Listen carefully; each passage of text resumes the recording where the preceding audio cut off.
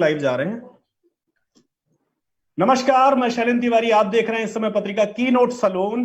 ये एक ऐसी जगह है जहां हम लेकर के आते हैं देश की उन आवाजों को, उन शख्सियतों को जिनके ऊपर जिम्मा है इस देश के भीतर बदलाव लाने का, इस देश के भीतर एक नई व्यवस्था खड़ी करने का, एक भरोसा पैदा करने का, मुश्किल वक्त में, मुश्किल हालात में सबको साथ लेकर चलने का।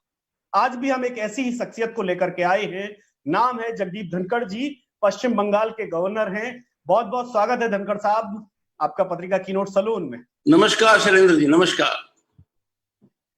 सबसे पहले जो पहली बात जो कहीं ना कहीं धनखड़ साहब एक खड़ी हो रही है आपको लेकर के, एक जो बात पश्चिम बंगाल से पूरे नेशनल मीडिया में घूमती है कि एक ऐसा राजभवन जिसके अपनी ही सरकार से तलखियां इतनी ज्यादा हैं कि कहीं ना कहीं पूरा स्टेट उससे प्रभावित है। तो इसको लेकर के कैसे आप देखते हैं और क्या भूमिका देखते हैं राजभवन की उस वक्त में जब कहीं ना कहीं पूरा राज्य आपका इस समय मुश्किलों से जूझ रहा है?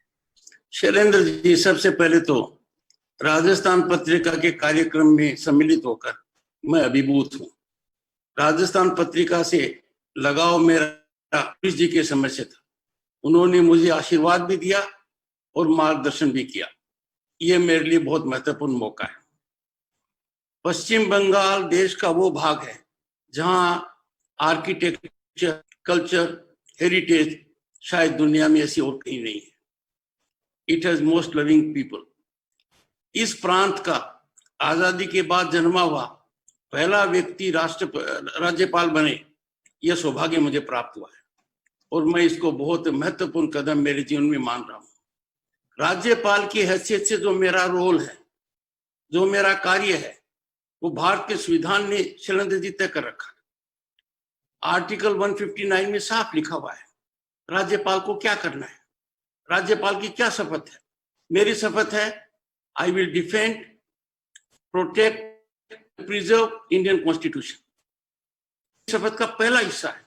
मेरी शपथ का दूसरा हिस्सा है I will work for the welfare of the people of state of West Bengal. मैंने 10 महीने के काल में न तो संविधान की मर्यादा को लांघा है, इस लक्ष्मण रेखा को मैंने कड़ाई से पालन किया है और मेरा हर कदम राज्य की जनता की भलाई के लिए रहा है, ये मैं मानता रहा हूं।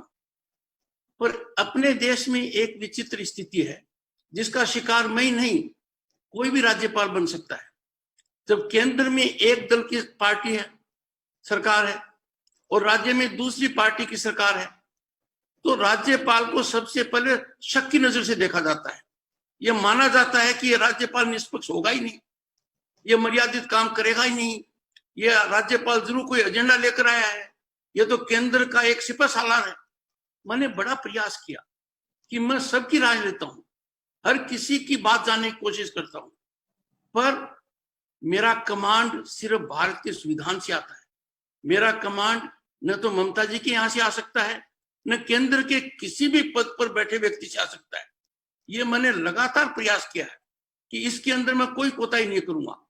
और मेरे 10 महीने के कार्यकाल में मैं यहाँ के बहुत से लोगों के संपर्क में, वो कहते हैं कि पहली बार राजभवन के अंदर मर्यादित काम तो हो ही रहा है और मजबूती से हो रहा है। मेरा सबसे बड़ा दायित्व क्या है, मैं राज्य सरकार के साथ कंधे से कंधा मिलाकर खड़ा रहूं, ये मेरा काम है। मेरा दूसरा काम है राज्य की जनता की भलाई में किसी प्रकार की कोई कमी ना करूं। तीसरा मेरा महत्वपूर्ण काम है राज्य और केंद्र के बीच में यदि अगर कोई मत है, कोई टकराव है, उसको मैं कम करूं। अब पश्चिम बंगाल एक ऐसा राज्य है जहां एक संस्कृति में से है और ममता जी ने उसको थोड़ा और ऊंचा कर दिया है। हो सकता है राजनीतिक व्यवस्था हो, अन्य कोई कारण हो, वो केंद्र से टकराव निरंतरता से कर रही है। मैं उनको इस संबंध में जितना संभव है मेरी बात कहता हूं। तो मेरा जो रोल है शैलेंद्र जी, वो निश्चित सकारात्मक है। मैं किसी भी हालत में राज्य की जनता के अहित को नहीं देख सकता, ये मेरा कर्तव्य है। जहां तक आपने कही टकराव की, मैं आपसे गुजारिश करूंगा, मेरा टकराव राज्य सरकार से नहीं है, राज्य सरकार का कुछ टकराव मेरे से है। आप एक भी उस बात का संकेत नहीं दे पाएंगे जिसमें आप ये कहेंगे कि पश्चिम बंगाल के राज्यपाल का ये कदम सरकार के टकराव में है। मैं टकराव में विश्वास नहीं रखता। मेरा एक है, I don't criticise the government, I make, Shailendra ji, only constructive suggestions. Constructive suggestions are made by me for welfare of the people and also for welfare of the chief minister. यदि अगर राज्य की मुख्यमंत्री, आप सोचिए, देश के कानून के खिलाफ सड़क पर आंदोलन करती है, राज्यपाल का क्या दायित्व नहीं है कि उनको ये कहे कि ये आपकी शपथ के अनुरूप नहीं है? आपने शपथ क्या ली है? मैं संविधान के तहत काम करूंगी, और मेरी शपथ क्या है? मैं संविधान को बचाऊंगा. तो इस टकराव में सामंजस्य होना चाहिए. मुख्यमंत्री की हैसियत से आपको सड़क पर देश के कानून के खिलाफ आंदोलन नहीं करना चाहिए. यदि अगर आप उस कानून से व्यतीत हैं तो राज्य सरकार के पास संविधान में अधिकार है और सुप्रीम कोर्ट में जाए. जब उन्होंने आनंद फानन में कह दिया से सीए रेफरेंडम कराए, मैंने उनको हाथ जोड़कर तुरंत कहा इसको विड्रॉ कीजिए. अच्छा, वो उन्होंने जल्दी विड्रॉ किया. कैसे हो सकता है? She is a senior leader, mature leader, second time chief minister. तो मैं जितना कहता हूं, इस दृष्टि से कहता हूं कि वो राज्य की निर्वाचित मुख्यमंत्री हैं और मेरे व्यक्तिगत जीवन में उनका दर्जा छोटी बहन जैसा है. तो मैं किसी भी तरीके से न तो उनकी बात को अनादर करना सोचता हूं, पर जहां मेरे से ये चूक हो जाएगी कि संविधान गड़बड़ होता रहे और राज्यपाल चुप है, ऐसा नहीं हो सकता. तो मुझे बार बार कुछ कहना पड़ा है शैलेंद्र जी कि राज्यपाल रबर स्टैंप नहीं हो सकता, राज्यपाल पोस्ट ऑफिस नहीं हो सकता. राज्यपाल का पद बहुत ही गरिमापूर्ण पद है. इस पद पर बहुत से लोग मेरा कड़ाई से आकलन करते हैं.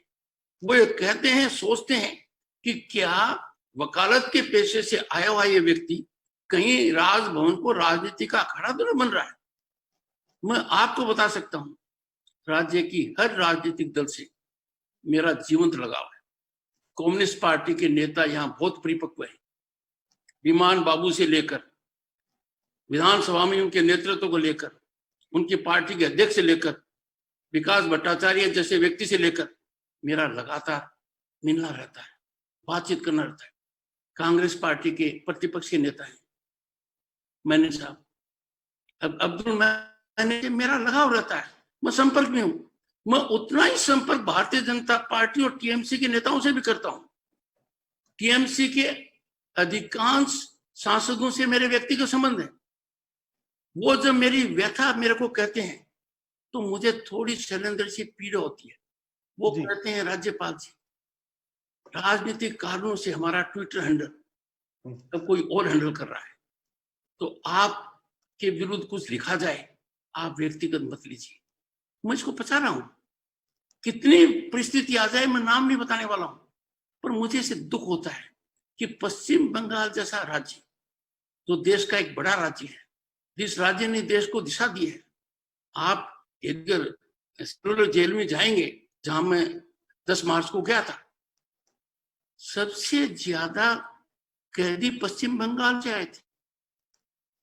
तो मैं टकराव में विश्वास नहीं रखता, मैं लक्ष्मण रेखा पालन में विश्वास रखता हूं. अब जब राज्यपाल कहता है कि मैं लक्ष्मण रेखा पार नहीं करूंगा और मैं करने दूंगा, इसको कोई उत्तेजनापूर्वक व्यक्तित्व मान सकता है, पर मैं तो सामंजस्य से बात करके कह रहा हूं.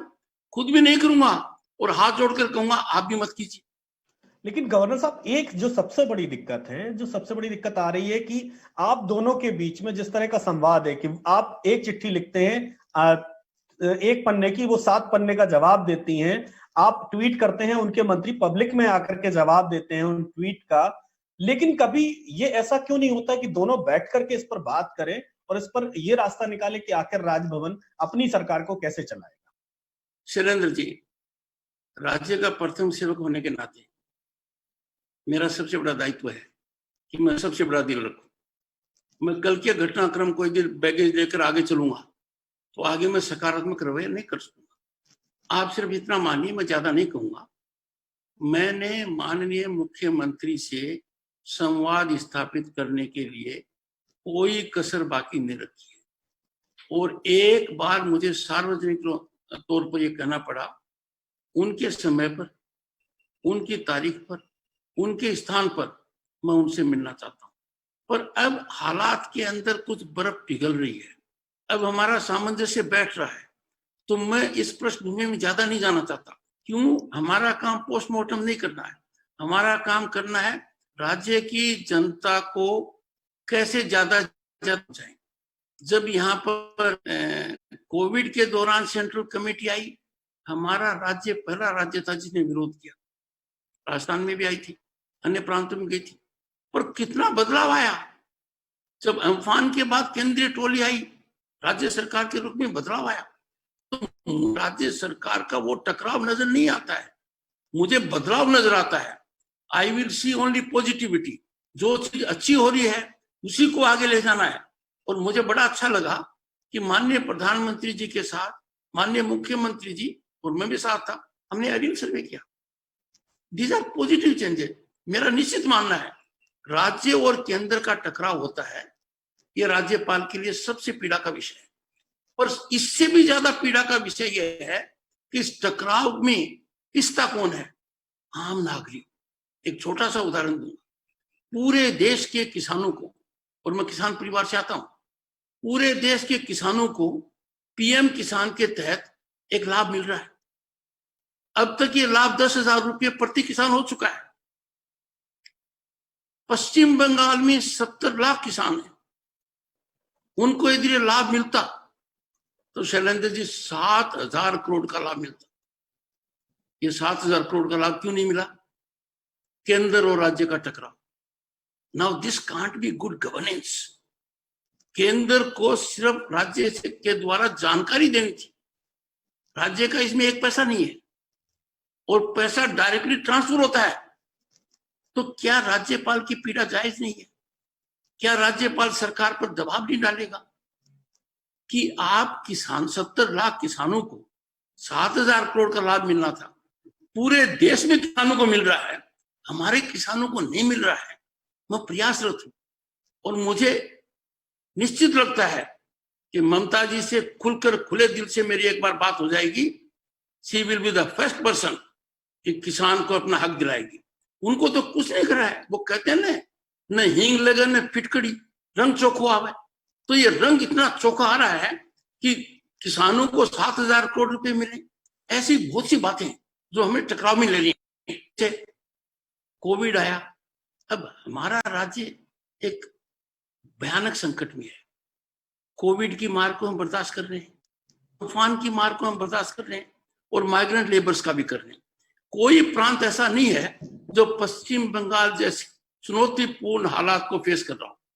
पर कोविड के समय हमारा हेल्थ इंफ्रास्ट्रक्चर बड़े दिक्कत में आ गया। यदि अगर आयुष्मान भारत अडॉप्ट करते तो वो मात्र लोगों को मदद करने का नहीं है, उसका लेटरल डेवलपमेंट होता है। मेडिकल कॉलेजेस आती, हॉस्पिटल्स आते, क्लिनिक्स आते, डायग्नोस्टिक सेंटर्स आते, स्किल डेवलप होता पैरामेडिकल लीगल के अंदर।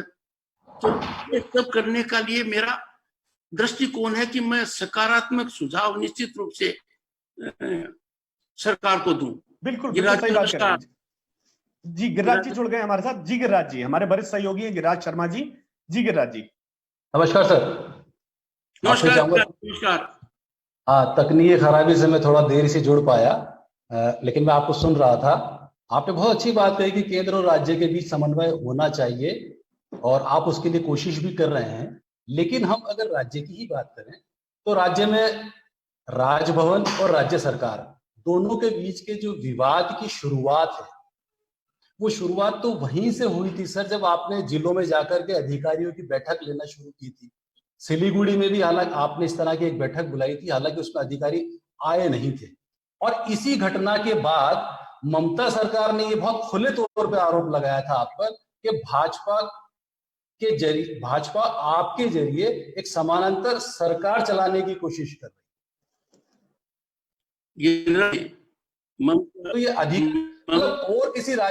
और किसी राज्यों में ऐसा उदाहरण देखने को नहीं मिलता कि राज्यपाल वहां पे अधिकारियों की बैठक लेते हो। गिरिराज जी, तो पहले तो मैं आपको बता दूं, मैंने तो कुछ नहीं किया है। अन्य प्रांतों का पता लगाइए। बैठक भी होती है, अटेंड भी की जाती है, प्रोटोकॉल भी फॉलो किया जाता है। इस राज्यपाल ने सिलीगुड़ी में जाकर किसी अधिकारी की बैठक नहीं ली। राज्यपाल ने सिर्फ इतना कहा, जो जनप्रतिनिधि मेरे से मिलना चाहे वो सर्किट मेरे से मिल ले। और कम्युनिस्ट पार्टी के बड़े नेता जो करीब 2 दशक तक मंत्री रहे और वहां मेयर हैं, वो मेरे से मिले।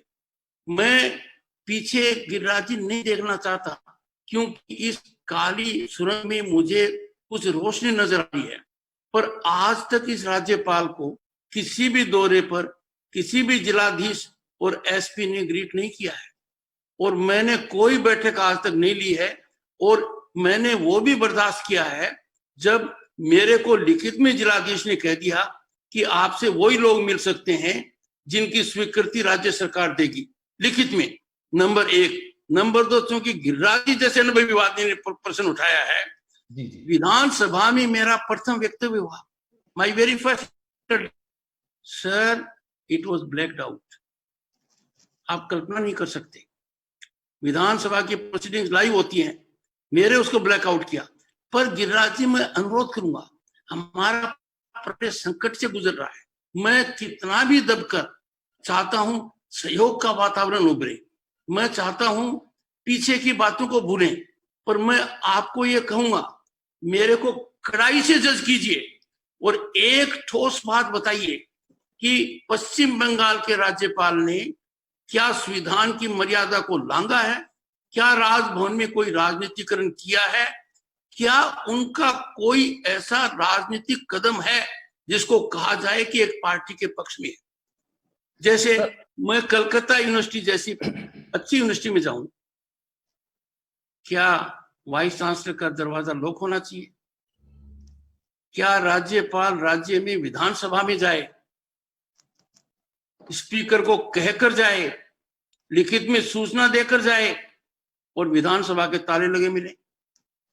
पश्चिम बंगाल में गिरिराज जी जो हो रहा है उसकी जानकारी दूरी में नहीं हो सकती। आप अपने मीडिया के सहयोगियों से पता लगाइए, मीडिया के यहाँ क्या हाल है, क्या बेहाल है। मुझे उस दिन का डर लगता है जिस दिन मीडिया डर जाएगा। मीडिया के डरने का मतलब यह है प्रजातांत्रिक व्यवस्था पर एक बहुत बड़ा खतरा। मैं पश्चिम बंगाल की मीडिया के बारे में नहीं कह सकता। हाल के कुछ दिनों में मीडिया कर्मियों ने मुझे बताया है उन पर कितने पुलिस मुकदमे हुए हैं। National union of journalist India ने मुझे लिखा है। मैं संजीदगी से निराकरण की ओर हूं। मैं किसी भी हालत में टकराव चाहने वाला व्यक्ति नहीं हूं। आपको जो ये कहा गया ना कि मैं अधिकारियों की बैठक ले रहा हूं, आप यूपी का पता लगाइए, मध्य प्रदेश का पता लगाइए, किसी भी प्रांत को देख लीजिए। मेरे से तो कोई जिलाधीश आज तक मिला ही नहीं है, मेरे से तो कोई एसपी आज तक मिला ही नहीं है गिरिराज जी। मैं तो उनके दस्तों का लाभ लेना चाहता हूं। तो सर, ये अभी वर्धमान यूनिवर्सिटी में जो 2-2 वीसी की तैनाती हुई है, ये सब क्या है? फिर ये बताइए, टकराव सामने नहीं आ रहा है तो फिर ये क्या है? ठीक कहा गिरिराज जी। भाई, एक आपने नियुक्त किया, एक सरकार ने नियुक्त किया, अब आखिर रहेगा कौन वहां पे? देखिए गिरिराज जी, ये देखिए, नंबर 1, कानून के तहत पूरे देश में और विश्व में चांसलर अपॉइंट करता है वाइस चांसलर को। हमारे कानून में साफ लिखा हुआ है, chancellor will appoint the vice chancellor. तो मैं क्या करूं बोलिए? फिर भी देखिए मैंने क्या कदम उठाया। मैंने कहा शिक्षा जगत के लिए यह विवाद दुर्भाग्यपूर्ण है। मैं चाहता हूं कि माननीय मुख्यमंत्री इस पर विवेकपूर्ण निर्णय लें और तब तक मैं इस मामले पर ढक्कन लगाता हूं। पर आप मानकर चलिए, और वो दिन मेरे लिए बहुत खुशी का दिन होगा जब गिरिराज जी कहेंगे कि जगदीप धनखड़ राज्यपाल, ये कानून कहता है और आपका कदम इसके विपरीत है। मैं मुद्दे बढ़ाने के मूड में बिल्कुल नहीं हूं, क्योंकि पश्चिम बंगाल बहुत बड़ी चुनौती फेस कर रहा है। हमारे हालात यहाँ बड़े चिंताजनक हैं।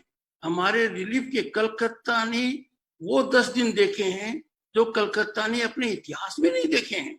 मैं सरकार को साधुवाद का पात्र मानता हूं कि यदि अगर वो 6 लाख लोगों का इवैक्यूएशन टाइम पर नहीं करते तो जो हमारी मौतें गिरिराज जी 100 से कम है, ये हजारों में जाती। पर इसके साथ साथ मैं ये भी तो कहूंगा ना कि सरकार को जो आवश्यक कदम उठाने चाहिए थे वो उठाए क्यों नहीं, ताकि आगे ऐसी दिक्कत नहीं आए। हम आखिर देखिए, हम साइक्लोन प्रोन एरिया है, हम सिस्मिक प्रोन एरिया है, हमारी तैयारी तो हमेशा उत्तम कोटि की होनी चाहिए। उसमें यदि अगर ममता जी के मंत्री आपस में तू में करते हैं, यदि अगर कलकत्ता म्युनिसिपल कॉरपोरेशन कहती है मेरी गलती नहीं है, सर्विस प्रोवाइडर की है, तो मैं उनसे हाथ जोड़कर एक ही बात कहता हूं, आप इस समय इस विवाद में मत पड़िए। आप एक ही उद्देश्य रखिए अर्जुन की तरह कि जनता को तुरंत राहत कैसे दें। कलकत्ता तो धीरे धीरे नॉर्मल हो गया है, पर ग्रामीण इलाकों के बारे में चिंतित हूं और मेरे को बड़ी परेशानी है। आपकी जानकारी के लिए मैं बताता हूं, जब लॉकडाउन चालू हुआ, प्रधानमंत्री गरीब कल्याण अन्न योजना के तहत 3 महीने का फ्री राशन मिलता है। हर व्यक्ति को 5 किलो राइस पर व्यक्ति पर मंथ और 1 किलो दाल फैमिली। जब उसमें देरी हुई तो मैंने रामविलास पासवान जी को फोन किया कि पश्चिम बंगाल के अंदर आप ऐसा क्यों नहीं दे रहे हैं। उन्होंने कहा कि हम क्या, पश्चिम बंगाल ले नहीं रहा है। मैंने अथक प्रयास किया और लोगों को मिलना चालू हुआ 20 अप्रैल से। मुझे खुशी है इस बात की कि मेरे थोड़े प्रयास से कुछ मामला बढ़ा। हमारे जो व्यक्ति देश और दुनिया में जहां भी फंसे हुए थे, मैं कहता हूं, Raj Bhavan was working 18 hours a day. 10 महीने में मैंने एक दिन की छुट्टी नहीं ली है। मैंने मिनिस्ट्री ऑफ एक्सटर्नल अफेयर्स में कितना इंटरवेंशन कर हमारे लोगों को राहत पहुंचाई है। और इसमें राजनीतिक दलों के प्रतिवेदन मेरे पास आते हैं। सबसे ज्यादा प्रतिवेदन कम्युनिस्ट पार्टी के आए हैं। I do it, I am the first servant, मैं उसमें कमी नहीं कर सकता। पर परसेप्शन में कई बार ऐसी बातें आती हैं कि डिफरेंस हो गया। मैं आपको एक बात कहता हूं, और मेरे यहाँ पर कलकत्ता में भी 3-4 खुले इंटरव्यू हुए। क्या मुझे कोई बताएगा कि मैंने कभी किसी भी परिस्थिति में लक्ष्मण रेखा को पार किया? और मेरा दायित्व है कि मैं बड़ा दिल रखूं, मैं गलतियों को नजरअंदाज करूं। I must raise my hand for friendship, और उसके नतीजे ठीक आ रहे हैं। इसलिए मैं ज्यादा विवेचना से आपको नहीं बता रहा कि क्या मैंने भुगता है 10 महीने में, क्यों नहीं बता रहा। I want to go ahead, move ahead in positive direction for welfare of the people. अच्छी बात है कि आप आगे बढ़ना चाहते हैं और आगे की ही सोच रखना चाहिए। लेकिन अभी जैसे अम्फान का आपने जिक्र किया, तो अम्फान से चूंकि 2 ही राज्य प्रभावित थे, ओडिशा और बंगाल। ओडिशा में नाम मात्र का नुकसान हुआ और बंगाल में चूंकि कोलकाता और आसपास का जो बड़ा इलाका है वो बहुत बुरी तरह से प्रभावित हुआ। और जैसा भी आपने बताया, तो आपके बताने के हिसाब से ये साफ लग रहा है कि ये सरकार का एक बहुत बड़ा फेल्योर था कि वो इस अम्फान से निपटने की पूर्व तैयारियां और व्यापक तैयारियां वो नहीं कर पाए, इसलिए उनको ये नुकसान उठाना पड़ा। ये नहीं कह रहा मैं, गिरिराज जी, मैं ये कह रहा हूं जी जी जी, पश्चिम बंगाल की ममता बनर्जी सरकार यदि 6 लाख लोगों का इवैक्यूएशन ढंग से नहीं करती, बहुत सफलता से किया उन्होंने, तो हमारी मौतें हजारों में होती। जी, हमारी सरकार की इफिशियंसी पराकाष्ठा पर थी कि ये संख्या 100 से कम रह गई, वरना बड़ा भारी नुकसान होता। नंबर 1, नेचर की फ्यूरी ने भारी तबाही की है, इसमें कोई दिक्कत नहीं है। जी, मेरा कलकत्ता के एरिया में यह कहना है कि कलकत्ता जैसा शहर 10 दिन तक बिजली, पानी, इंटरनेट, एक्सेसिबिलिटी के चक्कर में रहे और ममता जी के मंत्री आपस में तू-तू-मैं करते रहे, तो मैंने ध्यान आकर्षित किया, आप मंत्रियों पर नकेल खींचिए। यह समय बर्डन शिफ्ट करने का नहीं है, यह समय काम करने का है। यदि अगर घटना के 3 दिन बाद सेना को बुलाया गया है, जबकि हालात आपके काबू नहीं आ रहे थे, तो मैं अम्फान आने के पहले Giriraj ji Indian meteorological department के टच में था लगातार, और बंडोपाध्याय जी ने कहा, हमने एग्जैक्ट लैंडफॉल का टाइम दिया। मैंने इंडियन कोस्ट गार्ड को कहा कि समुद्र में कोई मौत नहीं होनी चाहिए, वो 100% खतरे उतरे। उन्होंने कहा न तो समुद्र में मौत होगी और जो शिप एंकर्ड हैं उनकी पोजीशन चेंज कर देंगे, न वहां होगी। मैंने बीएसएफ को कहा, राजस्थान के एक वरिष्ठ आईपीएस अधिकारी उसको हेड कर रहे हैं, मैंने कहा सुंदरबंस इलाके के अंदर बड़ी भारी तबाही होगी, तो मानव की तबाही न हो इसके लिए कम से कम आप क्या करेंगे? उन्होंने मुझे कहा कि मैसिव ब्रॉडकास्ट, और मैसिव ब्रॉडकास्ट हुआ। मैंने सेना के वरिष्ठतम अधिकारी से बात की कि रिलीफ के लिए आप क्या कर सकते हो। General Chauhan is a commander of the eastern command, उन्होंने कहा we come into picture for relief. और आप मानकर चलिए उनकी तैयारी इतनी बढ़िया थी कि जब राज्य सरकार ने फौज को 3 दिन बाद बुलाया, कलकत्ते के लोगों में कॉन्फिडेंस आया, तुरंत में उन्होंने स्थिति रेस्टोर की, एक्सेसिबिलिटी बढ़ाई, तब जाकर हालात सुधरे। तो मैंने एक छोटा परसेंटेज किया, हमारी तैयारी होनी चाहिए थी कि सेना को कब बुलाएंगे। यदि अगर हम लाखों पोल अम्फान आने के 3 दिन बाद ऑर्डर कर रहे हैं, गलत है। पोल तो गिरने ही थे, पेड़ तो गिरने ही थे, हमारी योजना पहले होनी चाहिए थी। ऐसा तो कभी नहीं हो सकता गिरिराज जी कि प्यास लगे तब कुआं खोदा जाए।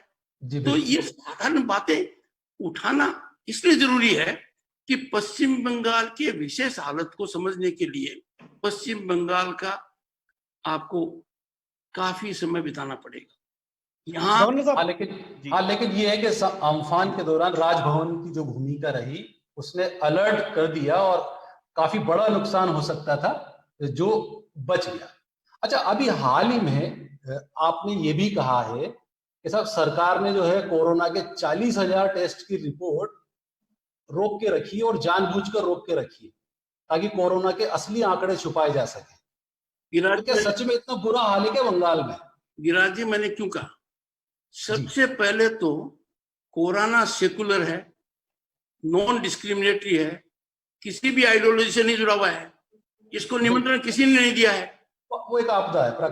कोरोना पूरे विश्व मानव जाति को चुनौती दे रहा है। तो मैंने सरकार को पहले कहा कि हमारे डेटा को कोई सही नहीं मान रहा है, न देश में मान रहा है न विदेश में मान रहा है। हमारे मेडिकल डॉक्टर्स, मेडिकल एसोसिएशंस और विदेश में बंगाल के बहुत प्रख्यात डॉक्टर्स हैं, उन सब ने मुझे भी प्रतिवेदन किया कि सच्चाई सामने क्यों नहीं ला रहे हैं। अब जब सच्चाई सामने आने लग गई तो जनता संजीदगी में आएगी, चिंतित होगी और प्रोटोकॉल का वायलेशन नहीं करेगी। अब मुख्य सचिव जब मेरे से मिलने आए, लंबी बात हुई, मैंने मुख्य सचिव को कहा कि मेरी जानकारी में यह है कि 40,000 टेस्ट हो चुके हैं जिनकी रिपोर्ट अभी आनी बाकी है। यदि अगर टेस्ट रिपोर्ट आने में देरी होगी तो उसका कोई अर्थ नहीं है, वो समय रहते निकल जाएगा, फिर आएगी कोविड पॉजिटिव है, तब तक तो भारी नुकसान हो जाएगा। तो उन्होंने मेरे फिगर को सही नहीं माना, उन्होंने कहा ये 40,000 नहीं 20-25,000 है। मैंने कहा ये 40 ही मानिए क्योंकि राज्यपाल का आंकलन कई स्रोतों से होता है। अब 2 प्रश्न पूछे गए, साधारण प्रश्न थे, कितनी रिपोर्ट्स ऐसी हैं जिनके टेस्ट रिजल्ट पेंडिंग है। अब एक मैंने उसमें मुद्दा गिरिराज जी और जोड़ दिया, और कितनी ऐसी टेस्ट रिपोर्ट्स हैं जिनकी रिपोर्ट तो आ गई है और राज्य सरकार के पास पेंडिंग है, ताकि उनको धीरे धीरे रिलीज करें, ताकि फिगर्स को स्ट्रगल किया। मैं इस पक्ष में बिल्कुल नहीं हूं, ये हमारी ड्यूटी है, सुप्रीम कोर्ट का निर्णय है। जनता को वस्तु स्थिति पता लगनी चाहिए, इसमें ममता जी का कोई दोष नहीं है, इसमें देश के किसी नेता का दोष नहीं है। वस्तु स्थिति बताएंगे, जनता जागरूक होगी, संजीदगी होगी और सोशल डिस्टेंसिंग ठीक रहेगी। जून के महीने में मैं चिंतित हूँ गिरिराज जी, लगातार। सर किसी का दोष नहीं है तो फिर वस्तु स्थिति सामने लाएगा कौन? लोग सरकार को लानी चाहिए। मैं उनसे ये अनुरोध कर रहा हूँ, हाथ जोड़ के कह रहा हूँ। अब देखिए आप 1 जून से लेकर गिरिराज जी हमारे नंबर में निरंतरता बढ़ाई हो रही है, बढ़ोतरी हो रही है, कोविड पॉजिटिव में भी और डेथ में भी। मैं ये कहता हूँ दबाइए मत, आप रिवील कीजिए। रिवील करने से जनता अनलॉकडाउन पीरियड के अंदर थोड़ी भी सावधानी हटाएगी, बहुत बड़ी दुर्घटना घटेगी।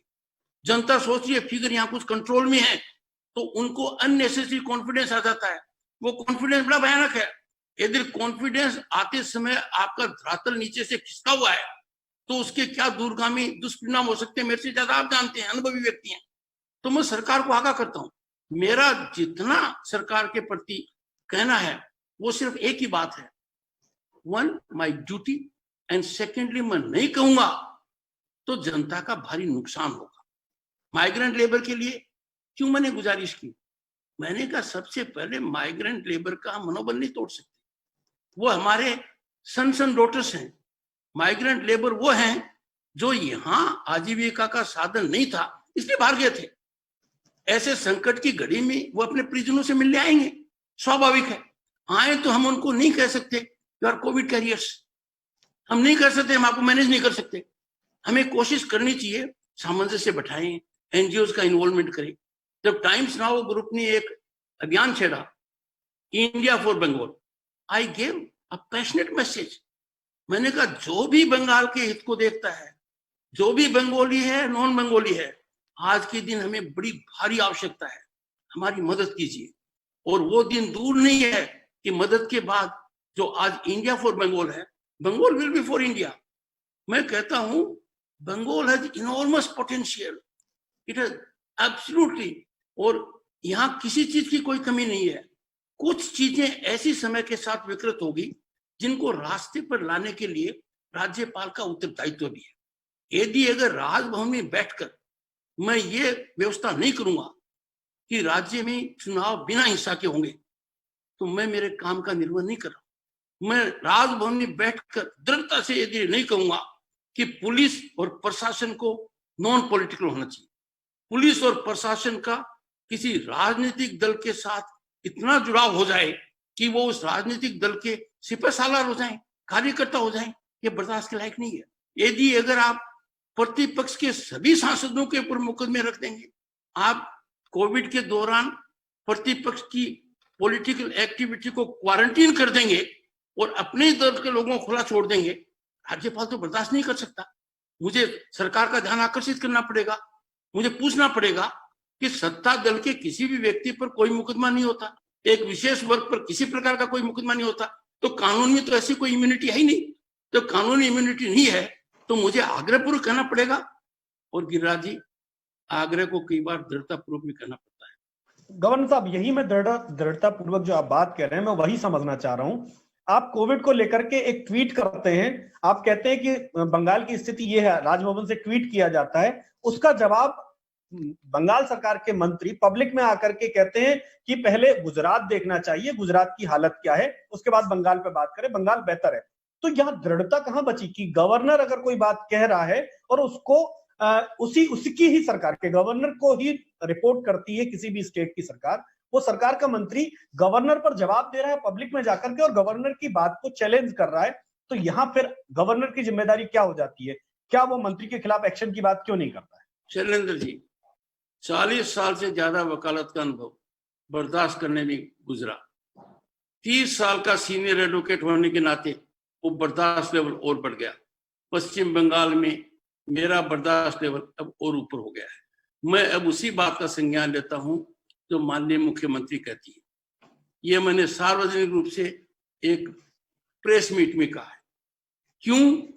मैं राज्य का हितैषी हूं, मैं राज्य का प्रथम सेवक हूं। राज्य के लिए I will take the bullet on my chest. राज्य सरकार का केंद्र से कोई भी मतभेद है, I am on the side of राज्य सरकार, I will be shoulder to shoulder with राज्य सरकार। पर मेरा ये कहना है, मंत्री क्या कहते हैं मैं बताता हूं। देखिए वो क्यों कहते हैं, क्या कंपल्सन है। मेरे ट्विटर के ऊपर आप जाइए, मैंने क्या ट्वीट किया है उसको एनालाइज कीजिए, उस पर रिएक्शन देखिए। जब सरकार का कुछ काम आउटसोर्स हो जाता है, ये कुछ ओपन सीक्रेट्स हैं, और जब ओपन सीक्रेट्स होती हैं तो उनको सीक्रेट नहीं कहा जाता है। तो पश्चिम बंगाल में सरकार का कुछ काम आउटसोर्स हो गया है। वो आउटसोर्स एजेंसी अपना पूरा एक्सपर्टीज राज्यपाल को घेरने में लगाती है। तो घेरने में लगाने के लिए 3 कदम एक साथ होते हैं। पहला कदम ट्रोलिंग ऑन द ट्विटर, वो मेरे पर असर नहीं डालती है। मैं जो काम कर रहा हूं तब ये नहीं देखता कि कौन क्या कह रहा है। कोई मेरे को राय देता है, मैं गलत हूं, आई करेक्ट माई। दूसरा, कुछ वरिष्ठ सांसदों को और मंत्रियों को चिन्हित किया जाता है कि आप राज्यपाल पर टिप्पणियां करते रहो अंतर्गत। मेरे पर असर नहीं डालती। जब सांसद बहुत वरिष्ठ होता है, मुझे दुख होता है, मैं फोन उठाता हूँ, उसको फोन करता हूँ, तो मुझे मिलना पड़ता है कि हमारा ट्विटर हैंडल हमारे पास नहीं है, आप नाराज मत होइए और मानकर चलिए, चलने दीजिए, मैं नाराज नहीं होता। पर मेरा दुख तब होता है जब पत्रकार मेरे से मिलने आता है और कहता है गेट पर मेरा सही नाम मत बताना। मेरा दिल दहल जाता है। क्या मैं इस स्थिति में हूं कि राज्यपाल से मिलने के लिए एक पत्रकार इतना कमजोर महसूस करता है कि वो नहीं चाहता कि किसी को पता लगे? क्या राजभवन इस दायरे में आ गया है कि यहाँ की हर गतिविधि रिपोर्ट होती हो? ऐसा नहीं होना चाहिए। एक प्रमुख हिंदी अखबार ने, ये पहली बार मैं राजस्थान पत्रिका के कार्यक्रम में बता रहा हूं, प्रमुख हिंदी अखबार ने, उनके संपादक महोदय ने मेरे से मिलकर अनुरोध कर, बहुत प्रमुख हिंदी अखबार है यहाँ, मेरा इंटरव्यू लिया। मैंने कहा जितने प्रश्न आपको पूछने हैं हर प्रश्न का जवाब दूंगा। मैंने हर प्रश्न का लिखित जवाब दिया। इंटरव्यू नहीं छपा, इंटरव्यू नहीं छपा। जब पत्रकार मेरे को आकर कहते हैं पुलिस हमें छोटी सी बात के लिए धमका रही है और इससे कोई भी बड़ा अखबार अछूत नहीं रहा है, क्या मैं सरकार से नहीं पूछूं कि पत्रकार तो वो सिपाही है जो कितनी निष्ठा के बाद कहता है। जब सार्वजनिक रूप से पत्रकारों को कहा जाता है you must behave otherwise disaster management act आएगी, तो मुझे प्रेस क्लब को बुलाना पड़ा और मुझे प्रेस क्लब के पदाधिकारियों को राजभवन में कहना पड़ा कि हमारे संविधान ने एक बहुत बड़ा हथियार दिया है, फ्रीडम ऑफ स्पीच। पर मैंने कहा इस फ्रीडम ऑफ स्पीच का कोई मतलब नहीं है unless you have freedom after the speech. यहाँ फ्रीडम आफ्टर द स्पीच नहीं है, इस हालात को सुधारिए। मैंने एडिटर्स गिल्ड को भी अनुरोध कर रहा हूं, पश्चिम बंगाल में आकर देखिए, यदि अगर मीडिया यहाँ कमजोर रहेगा, तो मैं नहीं कहता कि कमजोर नहीं है, फिलहाल डर में नहीं रहेगा, मैं नहीं कह सकता फिलहाल डर में नहीं है, तो प्रजातांत्रिक व्यवस्था है वो चरमरा जाएगी। 3-4 बड़ी चुनौतियां हमारे सामने हैं। ये चुनौतियां शायद अन्य किसी प्रांत में नहीं है। पहली चुनौती मीडिया की है। कुछ समय बंगाल में आकर बिताइए, मैं जो कह रहा हूं आप मुझ पर आरोप लगाएंगे कि इतनी बड़ी समस्या को मैंने इतने छोटे रूप में क्यों प्रस्तुत किया। दूसरी जो सबसे बड़ी समस्या है, यहां सरकार पुलिस चलाती है, यहाँ पुलिस राजनीतिक दल के कार्यकर्ता की तरह काम करती है। यहाँ पुलिस फिलहाल मिलिशिया की कैटेगरी में चली गई है। मैं आपको बताऊंगा दिल दहलाने वाली बात, मैं बहुत हालात को दबाकर कहता हूं, 36 पुलिस अधिकारी सीनियर आईपीएस के साथ सिविलियन ड्रेस में 8 गाड़ियों में 160 सीआरपीसी का नोटिस एक महिला को देने पहुंच जाते हैं। अंदाजा कर सकते। और एक भी पुलिसकर्मी उसमें महिला नहीं है। जब उनसे पूछा जाता है आप कौन सा नोटिस देने आए हो, तो उस नोटिस को वहीं लिखते हैं, all this is on video. I can not countenance it. मानव अधिकार का इतना बड़ा उल्लंघन, सुप्रीम कोर्ट के निर्देशों को कि धज्जियां उड़ा देना और फिर उस अधिकारी को शाबाशी देना, ये पुलिस नहीं मिलिशिया हो गया है। दैट वेरीज मी। मैं राजभवन में बैठकर यदि अगर प्रजातांत्रिक मूल्यों के मूल तत्व को नष्ट होने दूंगा, देन आप आरोप लगाएंगे governor was fiddling in Raj Bhavan and democracy was in flames. बिल्कुल सर, सवाल तो अभी भी यही उठ रहा है कि जब इतनी सारी चीजें जो आप हमसे शेयर कर रहे हैं या मीडिया के सामने आकर के बोल रहे हैं, आप क्यों नहीं मुख्यमंत्री को इस बात के लिए बुलाते हैं? और चूंकि मुख्यमंत्री कहीं ना कहीं जो पूरी सरकार है वो राजभवन राज्यपाल के अंतर्गत है, तो क्यों नहीं आप मुख्यमंत्री को बुला करके इन सारी बातों के लिए उन्हें चेताते हैं और इस बात की जानकारी केंद्र सरकार को भी देते हैं? देखिए, केंद्र सरकार और मुख्यमंत्री से मेरा क्या वार्तालाप होता है उसको मैंने आज तक सार्वजनिक नहीं, गिरिराज भी सुन रहे, गिरिराज मैंने आज तक सार्वजनिक नहीं किया है। सार्वजनिक चिट्ठियां क्यों हुई? मैं केंद्र सरकार को क्या लिखता हूं सार्वजनिक नहीं करूंगा। मैं मुख्यमंत्री से क्या पत्राचार करता हूं, बातचीत करता हूं, टेलीफोन करता हूं, सार्वजनिक नहीं करता। मुख्यमंत्री जी ने मुझे चिट्ठी लिखी है, ये समझने वाली बात है। मैंने उनको कहा मुख्यमंत्री जी, राज्य कोविड की चपेट में है, आप अति शीघ्र मेरे से आकर संपर्क करें। ये मेरा जायज करना था, क्योंकि कोविड एक इतनी बड़ी समस्या है और राज्यपाल जरूर मुख्यमंत्री से अपडेट चाहेगा, और मुख्यमंत्री की ये कॉन्स्टिट्यूशनल ड्यूटी भी है आर्टिकल 167 में। ऐसा नहीं है कि मैं ऐसे कर रहा हूं कि आप मेरे से आकर मिलिए, it is a duty and my right. उनके एक लिखित में जवाब आया। मेरा मैसेज था इनफॉर्मल, मैं बहुत कम फॉर्मल मैसेज भेजता हूं। मैं चाहता हूं कि मेरे और मुख्यमंत्री के बीच में फॉर्मल क्यों, इनफॉर्मल बात होनी चाहिए, ताकि हम सामंजस्य काम करें। उनकी चिट्ठी आई, मैं और मेरी सरकार कोविड-19 के अंदर लगे हुए हैं। आशय क्या था, कोविड-19 के बाद बैठेंगे तो क्या राज्यपाल को राजभवन में स्लीप बोर्ड में जाना चाहिए, इनएक्शन बोर्ड में जाना चाहिए, क्या उसका कोई रोल नहीं है? तो मैंने उनको एक पत्र लिखा कि आपका यह दृष्टिकोण अनुचित नहीं है, अनुचित है, इसको उचित नहीं माना जा सकता।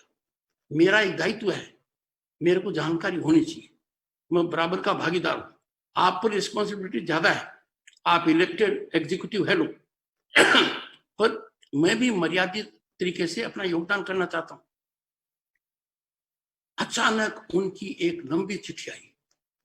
उस लंबी चिट्ठी में उन्होंने कह दिया कि मैं चिट्ठी को आपसे पहुंचने से पहले सार्वजनिक कर रही हूं, क्योंकि जनता को निर्णय करना चाहिए। उस चिट्ठी को मैंने पढ़ा और मैंने जवाब दिया कि आप जनता को बताना चाहती हैं तो मुझे विस्तार से बताना पड़ेगा कि आपने क्या क्या किया। मैंने विस्तार से बताया, विधि वेताओं की मदद लेकर उन्होंने एक और विस्तार से पत्र लिखा, उसका मैंने 4 पेज का संक्षिप्त जवाब दिया। उसके बाद उनका पत्र नहीं आया, मैं भी कोई पत्र नहीं लिखना चाहता उसी से। तो ये मानकर चलिए, I have never ever acted, I have only reacted. I have reacted after considerable delay, giving full opportunity कि आप परिवर्तन कर लें। अब हम भारतीय समाज के अंदर कोविड के अंदर यदि अगर लोगों को एक बॉडीज की तरह ऐसे जलाया जाएगा, उसके परिजनों को पता नहीं चलेगा। हम श्राद्ध करने वाले व्यक्ति हैं, हम अस्थियां विसर्जित करने वाले व्यक्ति हैं, हमारा भावनात्मक लगाव रहता है। धापा के अंदर कर दिया, मुझे लिखना पड़ा कि धापा के शेम से शायद हम कभी बाहर नहीं आ पाएंगे। किस तरह से हम मानव की बॉडी के साथ ये अत्याचार कर सकते हैं, उनके परिजनों को पता नहीं है। इसमें कितनी बर्बरता नजर आती है। धीरे धीरे उसमें सुधार हुआ है, पर मेरे को जो लोग आकर बताते हैं मैं सोच नहीं सकता। जब 99 साल का व्यक्ति राज्यपाल के पास जो पहले 2 बार मिल चुका है, वो कोई चीज लिखित में भेजता है, नजरअंदाज नहीं कर सकता। जब हर व्यक्ति, मैं ये कह सकता हूं, जब मैं इतना सक्रिय हूं तो मैं प्रांत के हर भाग के लोगों से जुड़ा हुआ हूं। And Paschim Bangal has a very rich human list. Giriraj ji ने एक बहुत महत्वपूर्ण प्रश्न पूछा, किसी से पूछ लीजिए वाइस चांसलर का अपॉइंटमेंट कौन करेगा? चांसलर। फिर भी मैंने बड़ा दिल रखते हुए मैंने कहा मैं ढक्कन लगाता हूं। क्यों? हम लड़ाई लड़ रहे हैं, 3 फ्रंट पर लड़ाई लड़ रहे हैं। मैंने मुख्यमंत्री जी पर छोड़ दिया, सार्वजनिक रूप से छोड़ दिया। मेरा पॉजिटिव रोल है। मैं किसी भी परिस्थिति में यह नहीं चाहूंगा कि मैं टकराव की मुद्रा में आऊं। भारत का संविधान मुझे टकराव की इजाजत देता ही नहीं है। भारत का संविधान देता है झुको, परसुएड करो, परसिवियर करो, मेहनत करो, सेम पेज के ऊपर रखने की कोशिश करो। पर जहां संविधान को बचाने की बात है तब कमजोरी मत दिखाओ। जिस दिन मैंने एक कमजोरी दिखा दी, मेरा राजभवन में रहने का कोई औचित्य नहीं है। दूसरा, अब भी मैं आशावादी हूं। ममता जी धीरे धीरे मेरी बात समझ रही हैं। कॉन्स्टिट्यूशनल डिस्टेंसिंग जो उन्होंने मेरे से की है, उसमें कुछ कमी आ रही है। मैं कोशिश करूंगा वो 1 कदम उठाएंगे तो मैं 10 कदम उठाऊंगा। इसमें ममता जी का फायदा है। मेरा लेश मात्र इस बात से मतलब नहीं है कि 2021 में क्या होता है, और चूंकि ये चुनावी वर्ष है, ये ममता जी के लिए तो राजनीतिक है ही, राज्यपाल के लिए तो नहीं है। मैं उनको हाथ जोड़ कर कहता हूं, कोविड-19 और अम्फान के दौरान आप राजनीतिक टोपी को अलग कर दीजिए, राजनीतिक डीएनए को डिसेबल कर दीजिए। क्यों? यदि अगर आप पब्लिक डिस्ट्रीब्यूशन सिस्टम अपने लोगों से कराएंगे तो देश का कानून क्या करेगा? पब्लिक डिस्ट्रीब्यूशन किसको करना है? सरकारी तंत्र को करना है, केंद्र का हो चाहे राज्य का हो, होना चाहिए। How can you do it? पिछले 2 दिन की घटना ऐसी है कि यदि पुलिस के सामने प्रतिपक्ष के किसी वरिष्ठ व्यक्ति की पिटाई हो जाए, दुर्व्यवहार हो जाए, पुलिस साइलेंट मोड में रहे, मैं बहुत दबी आवाज में ये बातें उठाता हूं, क्योंकि आपके पर्सन और गिरिराज जी के पर्सन स्वाभाविक रूप से काफी तीखे हैं, तो उनका जवाब देने से मैं बच नहीं पा रहा हूं। मैं इस बात को गिरिराज जी और शैलेंद्र जी पीछे छोड़ना चाहता हूं। I only wish to positive approach. क्यों कि आप लोग मेरे को जज करेंगे, राज्यपाल का पद छोड़ने के बाद भी जज करेंगे, इसीलिए आपको मैं सार्वजनिक रूप से कह रहा हूं कि मैंने ऐसा कोई काम नहीं किया। तो मैं ये जानकर कह रहा हूं कि यदि एक भी छोटी सी बात आपको मिल गई तो उसको आप 100 गुना कर देंगे और लोग आप पर विश्वास करेंगे। मैं लक्ष्मण रेखा पार करने वाला नहीं हूं। ममता जी से मेरे संबंध में सुधारना चाहता हूं और मैं सुधार कर रहूंगा। ममता जी कितना ही कर ले, ममता जी की ममता मुझे मिलेगी, पर ये ममता जी की ममता प्राप्त करने में ममता जी को ये बताऊंगा, we must end syndicate, we must end corruption, we can not have corruption. हमें वायलेंस खत्म करना चाहिए, राजनीतिक स्पेस सभी को देना चाहिए। आप प्रतिपक्ष के दलों को कैसे क्वारंटीन में डाल सकती हैं? केंद्रीय मंत्री को आपने घर में डाल दिया, यहाँ पर 5 विधायकों को आपने काम नहीं करने दिया। आपकी पार्टी का कार्यकर्ता, सांसद और विधायक चाय जितना गरीब बांट दे, ऐसा नहीं होना चाहिए। तो ये मैं जो कह रहा हूँ ये विवेकपूर्ण तरीके से कह रहा हूँ। मुझे पश्चिम बंगाल की जनता पर बड़ा भारी भरोसा है। They are people of enormous love and affection and talent. बिल्कुल सही बात कही आपने कि कहीं ना कहीं राज्यपाल की जो भूमिका है वो जरूरी है कि वो उन बातों पर जरूर गौर सरकार को दिलाएं जो जरूरी हैं। गिरिराज जी। सर, आप 2 तरह की बातें कर रहे हैं। एक तरफ तो आप कह रहे हैं कि साहब बंगाल में इस तरह के हालात हैं, बहुत बुरे हालात हैं। दूसरी तरफ आप कह रहे हैं कि मैं ममता जी की ममता हासिल करके रहूंगा। तो मतलब ऐसा क्या हो गया कि एक राज्यपाल एक दीनहीन अवस्था में क्यों दिखाई पड़ रहा है? आप कड़े फैसले क्यों नहीं लेते हैं? आप लीजिए ना कड़े फैसले। देखिए गिरिराज जी, कई बार राज्य इतने कड़े फैसले नहीं लेने होते हैं। इसका कारण है, मैं समझ रहा हूँ गिरिराज जी आपकी बात। गिरिराज जी, जी, ये 2020-21 चुनावी वर्ष है। इस चुनावी वर्ष में मैं मानकर चलता हूँ, मेरे अनुभव के आधार पर भी, वकालत का अनुभव और सार्वजनिक अनुभव के आधार पर भी, कि नेताओं की मजबूरी है राजनीति करना। मैं उनसे इतनी गुजारिश करता हूं, और ये सिर्फ ममता जी से नहीं करता, प्रतिपक्ष से भी करता हूं। पर आप बताइए गिरिराज जी, पूरा प्रतिपक्ष ममता जी को जाकर कहता है कि कोविड-19 में हम आपके साथ हैं, और ममता जी का दुर्भाग्यपूर्ण बयान आता है, opposition, I am quoting now, opposition is like vultures waiting for dead bodies. मैंने लिखित में उनसे आग्रह किया, मेहरबानी करके आप इस बयान को विड्रॉ कीजिए। प्रतिपक्ष ने आपको पूरा समर्थन दिया है, राजभवन आपके पीछे खड़ा है। आप ऐसी हालत में इस प्रकार का बयान नहीं दे सकते। क्या मैं गलत किया? जो आप कह रहे हो कि ये दोहरा मापदंड है, ये दोहरा मापदंड नहीं है। ये मेरा दृढ़ विश्वास है, जैसे मेरा संपर्क हाल के कुछ समय में उनसे बढ़ा है, मेरा कॉन्फिडेंस भी बढ़ा है, उनको भी विश्वास बढ़ा है कि राज्यपाल राजनीति नहीं कर रहे। अचानक कुछ हो जाता है। अब मेरी स्क्रिप्ट तो भारत के संविधान निर्माताओं ने गिरिराज जी लिख दी। सर एक बात कहूंगा, फिर मेरी स्क्रिप्ट तो भारत के संविधान निर्माताओं ने लिख दी, कॉन्स्टिट्यूशन ऑफ इंडिया। अचानक ममता जी की स्क्रिप्ट कोई और लिख रहा है। अब उस स्क्रिप्ट का यदि अगर पहला अध्याय होगा टेक ऑन द गवर्नर, तो उसको एक दिन एग्जीक्यूट करेंगे, तो मैं कोशिश करूंगा कि इसकी स्क्रिप्ट को बदलिए। Mamata ji is too great a leader to be moved by the script of someone else. और तभी मैं कोशिश करूंगा गिरिराज जी, ममता जी आपके सामने आए और ममता जी को आप वो प्रश्न पूछें जो मुझे पूछ रहे हैं। तो फिर ममता जी को पूछेंगे, ममता जी असेंबली में राज्यपाल के अभिभाषण को ब्लैकआउट क्यों किया, असेंबली के दरवाजे लॉक क्यों हुए, वो सी चीजें पूछेंगे आप।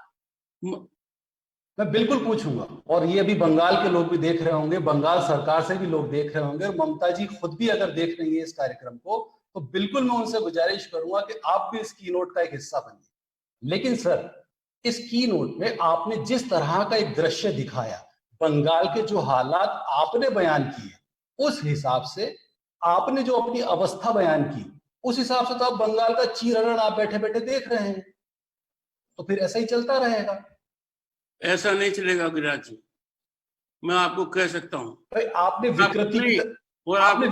विकृति पे आपने इशारा किया कि ये विकृति है, आपने उसकी विवेचना बहुत अच्छे से की। आपने ये भी कहा कि लाइन पे लाना पड़ेगा, सुधार, तो किनको लाइन पे लाना पड़ेगा, किनको सुधारना पड़ेगा? जी जी गिरिराज जी, आपने ठीक कहा, और आपने मेरी भावना को और मेरे मंतव्य को 100% सही पढ़ा है। आप लिख लीजिए, पश्चिम बंगाल में न तो साइंटिफिक रिगिंग होगी न साइलेंट रिगिंग होगी, ये मेरा आपसे वादा है, वरना मेरा राजभवन के अंदर संवैधानिक पद पर बैठने का कोई अर्थ नहीं है। ये मेरा उत्तरदायित्व है कि पश्चिम बंगाल का मतदाता किसको मत देता है ये उसका अधिकार है, पर वो निर्भीकता से मत दे, पहले की तरह किसी के डर में न आए, साइलेंट रिगिंग न हो, साइंटिफिक रिगिंग न हो। मैं जानता हूं आज के दिन इसकी प्लानिंग हो रही है, I am very firm on it, पहला। दूसरा, मेरा निश्चित कहना है, पुलिस और प्रशासन राजनीतिक कार्यों के अंदर नहीं लग सकते। यदि लगते हैं दुराचरण करते हैं, और आप अपने राज्यपाल पर विश्वास कीजिए, मैं कोई भी चीज बिना डॉक्यूमेंटेड नहीं रखता हूं। जो भी अधिकारी पुलिस में हो चाहे प्रशासन में राजनीतिक खेल खेल रहा है, रूलिंग पार्टी या किसी और पार्टी की मदद कर रहा है, मैं किसी भी तरीके से राज्यपाल होकर उसको बर्दाश्त नहीं कर सकता। और कानून के हाथ बड़े मजबूत हैं, मेरे से ज्यादा आप अनुभवी हैं इस मामले में, कैसे बड़े बड़े महारथियों को कानून के सामने झुकना पड़ा है, मैं कोई कसर बाकी नहीं रखूंगा। तीसरी बात, भ्रष्टाचार, पश्चिम बंगाल में भ्रष्टाचार नहीं होना चाहिए। कोई मुझे कहते हैं कई बार वहां ये हो गया, ये मेरी दृष्टि में पश्चिम बंगाल के अलावा और कोई प्रांत नहीं है गिरिराज जी। किस प्रांत में क्या होता है मेरा सरोकार नहीं है, मेरा सरोकार है पश्चिम बंगाल का वेलफेयर। जब मैं देखता हूं, मैं अधिकारी स्तर के ऊपर आगाह करता हूं, I scam is coming up, please control it. और आपको कहता हूं, अधिकारी अच्छे हैं, कंट्रोल करते हैं। पीडीएस में स्कैम होता है, मेरे पास वीडियोज आते हैं, एफसीआई के गोडाउन से चावल आया, चावल का ट्रक लैंड होते ही बैग में बदल गया, ध्यान आकर्षित करता हूं, तो क्या वो मंत्री का वो राज्यपाल के बारे में कुछ भी बोलेगा? इसका असर मेरे पर नहीं होता। मैं जो भी जानकारी देता हूं फूड कॉर्पोरेशन ऑफ इंडिया और नाफेड से लिखित में लेकर हूं। मैं नहीं चाहता कि पश्चिम बंगाल के साथ किसी प्रकार का भेदभाव किसी भी एजेंसी केंद्र की हो या कहीं की हो करे। तो मैं जो आपको कह रहा हूं, प्रजातांत्रिक मूल्यों को बचाने के लिए राज्यपाल कोई कसर बाकी नहीं रखेगा। जहां तक मीडिया की स्वतंत्रता का है, 3 महीने से मैंने इसको सक्रियता से ले रखा है। कहीं भी कोई शिकायत होती है, आपका अखबार भी पीड़ित रहा है। किस बात के लिए? आपके पत्रकार को मैंने नहीं बताया, मैंने सिस्टम के ऊपर कहा पत्रकार के साथ ऐसा करना आप समझते नहीं हो। आप उसको पत्रकार मत मानिए, वो एक बात से जुड़ा हुआ है, वो एक ग्रुप से जुड़ा हुआ है, और आपका ही नहीं है। जब टेलीविजन चैनल बंद हो जाता है, जब केबल ऑपरेटर कहता है कि मैं इस चैनल को नहीं दिखाऊंगा, बिना आवाज के हुए मैं शीर्ष स्तर पर उस केबल ऑपरेटर के बड़े पार्टनर से बात करता हूं, जो देश की संसद में बैठते हैं, यहाँ के लोगों से बात करता हूं, ये कहकर करता हूं कि राज्यपाल की हैसियत से मैंने राजभवन में कनेक्शन लिया है, ये चैनल क्यों नहीं आ रहा है, तो जाकर रिस्टोर होता है। मैं कह सकता हूं कि इतना काम मैंने जिंदगी में दिन के हिसाब से कभी नहीं किया जो 10 महीने में कर रहा हूं। गवर्नर साहब मैं बिल्कुल सहमत हूं। मैं जी गिरिराज जी, वक्त का तकाजा है, आखिरी के 2 सवाल लेते हैं। सर, हम भी दुआ करेंगे कि आपकी कोशिशें कामयाब हो। मैं थोड़ा सा विषय को बदल रहा हूं। सर, घुसपैठ की जो समस्या है उससे सबसे ज्यादा बंगाली परेशान, और जब केंद्र सरकार ने सीए लागू किया तो बड़े पैमाने पर विरोध भी क्या है, बंगाल में ही हुआ, और यहां तक कि सीएम ममता बनर्जी ने भी सीए का विरोध किया। आपको क्या लगता है कि इसके पीछे क्या वजह हो सकती है? गिरिराज जी देखिए, ये तो मेरे लिए कहना मुश्किल होगा, पर परसेप्शन बताता हूं क्या है। All actions are dictated by politics. Mamata ji is a very hardcore politician. Mamata ji का पॉलिटिकल एंटेना 24 घंटे हाई फ्रीक्वेंसी में रहता है जी। ममता जी बहुत अनुभवी है। ममता जी के बारे में मैंने कहा कि Mamata ji, you are the world's greatest street fighter, ये मैंने उनको कहा हुआ है। और मैंने कहा ममता जी, एक आपके सामने बड़ा संकट है, चीफ मिनिस्टर होते हुए आप प्रतिपक्ष के नेता की भूमिका इतनी बेसब्री से निभाती हैं कि मेरे जैसा व्यक्ति भी कंफ्यूज हो जाता है। पर मैंने उनको एक बात कही, ये सिटीजन अमेंडमेंट एक्ट है क्या? पार्लियामेंट में पूरी बहस हुई, सभी दलों ने अपने विचार रखे, पार्लियामेंट ने इसको पास किया, राष्ट्रपति जी ने दस्तखत की, राष्ट्रपति जी के दस्तखत करते वो देश का कानून बन गया। कानून बनते ही ममता जी की शपथ बीच में आ गई कि आपको मानना पड़ेगा। मैंने कहा आप आंदोलन कैसे कर सकती, नहीं कर सकती। हाँ, राज्य की मुखिया होने के नाते आप उस कानून के विरोध में सुप्रीम कोर्ट जा सकती हैं। भारत का संविधान हर समस्या का निराकरण देता है। जगदीप धनखड़ और ममता बनर्जी का विवाद हो सकता है, मुख्यमंत्री और राज्यपाल का विवाद नहीं हो सकता। मुख्यमंत्री और राज्यपाल का विवाद होगा तो दोनों के आचरण में बड़ी भारी गिरावट आएगी। लोग ये कहेंगे इनको मुख्यमंत्री और राज्यपाल रहने का अधिकार नहीं है।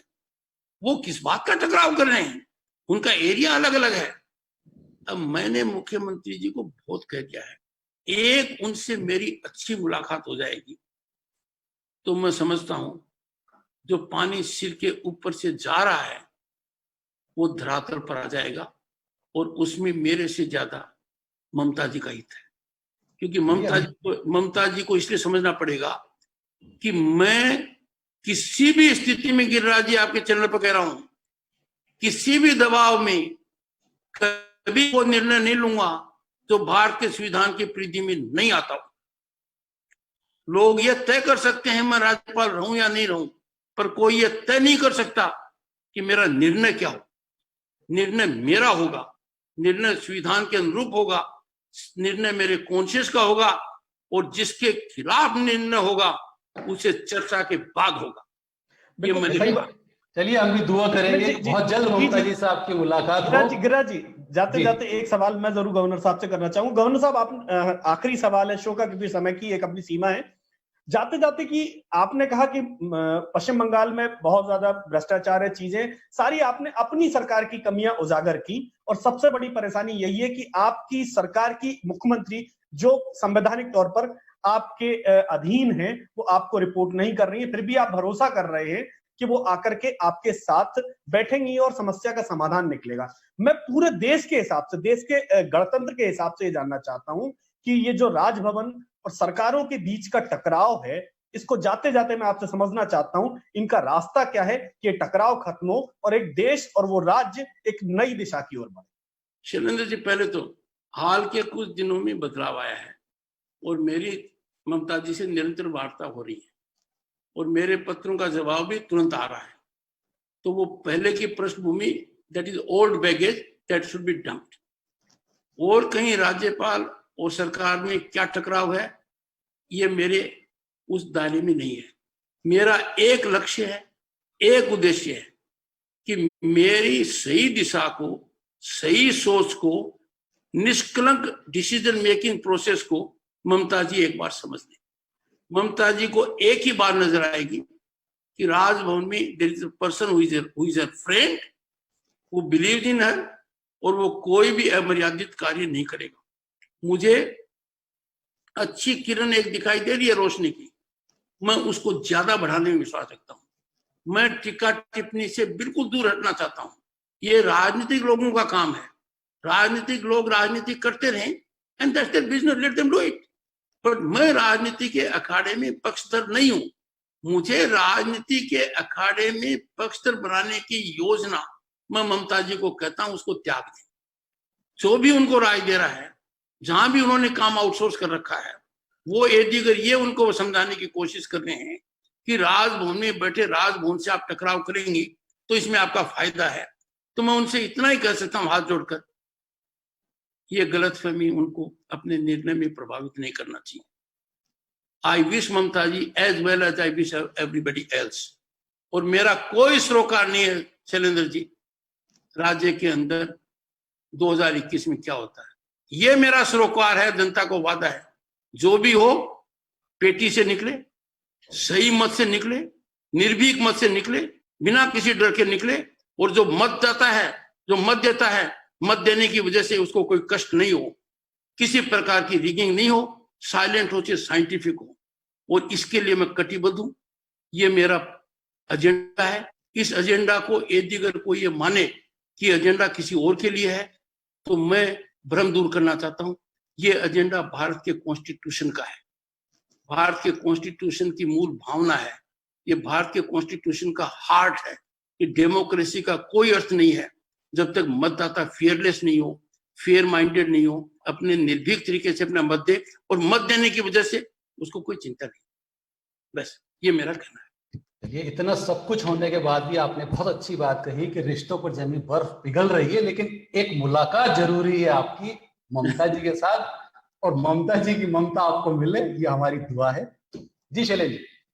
बहुत अच्छी बात कही गवर्नर साहब ने, और बहुत अच्छी एक कहीं ना कहीं एक विलिंगनेस दिखाई है राज्य के प्रति, कि राज्य के प्रति जो जिम्मेदारी गवर्नर की है वो निभा रहे हैं। और कहीं ना कहीं अब जिम्मेदारी सरकार की है कि वो आकर के राजभवन के साथ अपने संबंधों को सुधारे। और जितनी बेबाकी के साथ गवर्नर साहब ने बात कही और जो चीजें उन्होंने सामने रखी हैं, मुझे लगता है कि हर राजभवन को आकर के इससे कुछ ना कुछ एक नई सीख लेनी चाहिए और राज्य के प्रति अपनी एक जिम्मेदारी निभानी चाहिए। धनखड़ साहब, आप हमारे पत्रिका कीनोट सलोन में जुड़े, इसके लिए मैं आपका बहुत बहुत धन्यवाद अदा करता हूं।